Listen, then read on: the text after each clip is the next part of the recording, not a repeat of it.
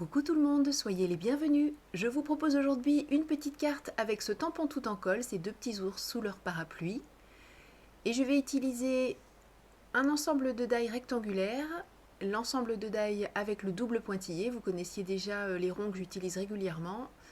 J'ai aussi donc les rectangles. J'ai choisi deux rectangles, alors pas les deux qui se suivent, c'était ma première idée, mais le cadre aurait été beaucoup trop petit puisque je veux aujourd'hui faire une shaker card. J'ai donc choisi le plus grand et puis j'en ai laissé un dans la boîte, enfin dans l'album, et j'ai pris celui qui vient juste après. Je les fixe de manière à avoir un cadre régulier et je les fixe également pour pouvoir le découper plusieurs fois. Je vais le découper une première fois dans ce basil bleu ciel et puis ensuite deux fois dans un papier 300 grammes, un DCP tout simple puisque ce sera juste pour créer des épaisseurs. Je garde bien sûr cette petite carte qui me servira pour une nouvelle réalisation.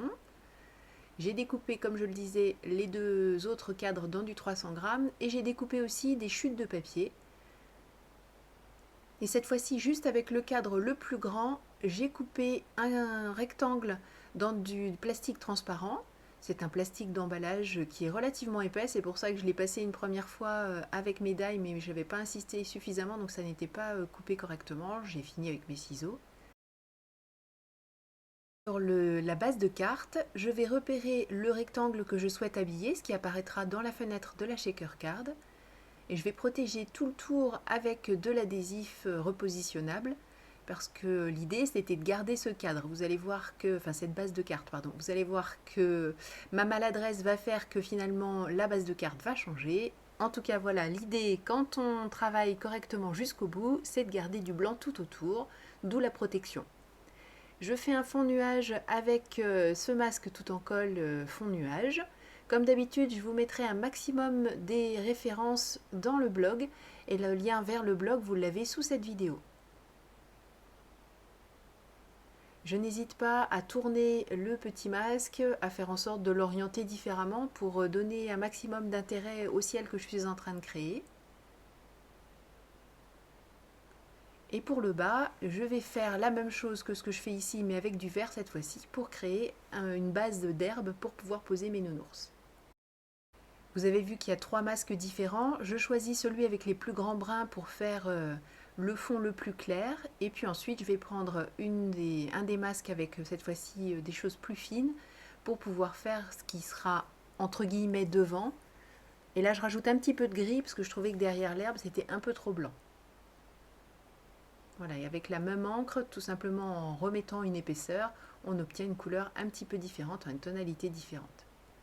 J'ai enlevé mes petits masques, je vais commencer à coller le cadre qui va servir de support à la shaker.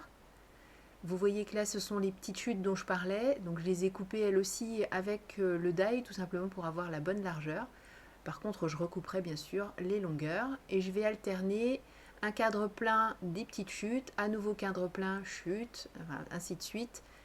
Sachant que j'ai fait deux cadres pleins, que je vais habiller celui-ci au-dessus et en dessous avec des chutes. Donc ça va me faire 5 épaisseurs au final, entre tout ce que je vais mettre entre les cadres, sur les cadres, enfin bref. Ça sera suffisant pour mettre ensuite les sequins dans ma shaker card. Cette fois-ci, pour fixer la fenêtre transparente, je choisis d'utiliser de l'adhésif double face. De cette manière, je suis sûre que je n'aurai pas de fuite de sequins. Et en parlant de sequins, je les pose directement sur ma base de carte. Donc j'ai mis des étoiles bleues, des étoiles jaunes irisées, enfin jaune. Oui, si, c'est un peu jaune, un peu vanille irisée. J'ai mis aussi des mini étoiles, elles aussi, dans des tons de vanille.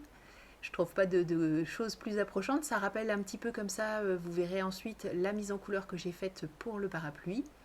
Et je choisis d'en mettre quelques-unes fixées à la colle sur le fond pour que quand on fait bouger tout ce qui est à l'intérieur, il y en ait quand même qui reste sur le fond et que ce soit joli. Ça, c'est une petite chose apprise auprès de Jennifer McGuire. Bon, là, je choisis de mettre également de l'adhésif double face. Alors, c'est pas forcément la meilleure idée que j'ai eue parce que vous allez voir, je vais très mal m'y prendre pour le positionner. Pourtant, je vais prendre des précautions en n'enlevant qu'une partie de manière à pouvoir positionner correctement le cadre. Mais comme j'étais un peu gênée pour ne pas mettre ma tête dans le passage, j'ai préféré regarder de loin et en regardant de loin, je l'ai posé de travers. C'est pas grave, j'insiste, je colle le cadre définitif, je coupe tout autour, mais ça je vous l'ai passé et je recolle sur une nouvelle base de carte. Je peux maintenant passer à la mise en couleur des petits ours tout en colle. Je travaille sur un papier Nina, celui-ci c'était un papier en 300 grammes.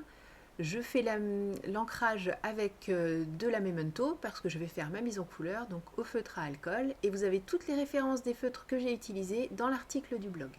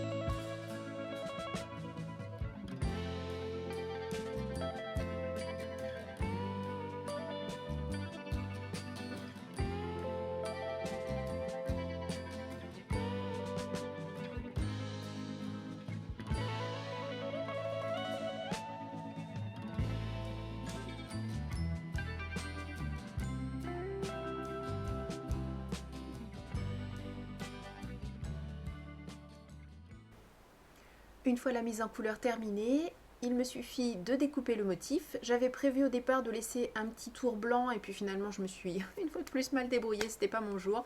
Donc j'ai coupé au ras du motif, je passe ensuite bien sûr le petit trait de feutre noir et je colle ces jolis petits ours avec ce qu'il me reste de mousse adhésive, en tout cas adhésive sur les deux côtés parce que bien sûr je vais finir ce qui est autour du rouleau mais il faudra que j'utilise aussi un peu de colle.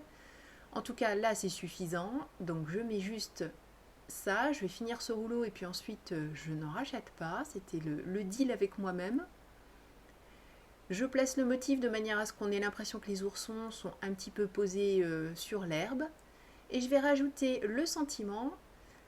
Pour faire ce sentiment, vous voyez que le rectangle que j'utilise, ce petit die, est beaucoup trop court.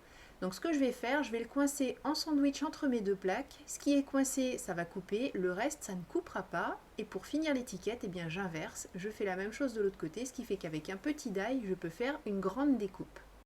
Et pour éviter que ça fasse trop placard ce sentiment, je vais le coller de travers. De cette manière, j'ai quand même ma grande étiquette, mais je trouve que ça fait un petit peu moins, ça prend moins de place et moins lourd. Et cette carte est terminée. Merci beaucoup d'avoir suivi cette vidéo. Et je ne vous donne pas rendez-vous samedi prochain. Ben non, puisque je vous donne rendez-vous jeudi pour le premier jour du calendrier de l'Avent. Et oui, je remets ça cette année, vous allez me supporter. Enfin, si vous le souhaitez, après tout, rien ne vous oblige à regarder les vidéos. En tout cas, si ça vous fait plaisir, on se retrouve du 1er au 24 avec une vidéo par jour pour le calendrier de l'Avent 2022. D'ici là, prenez bien soin de vous, créez et partagez. Bye bye!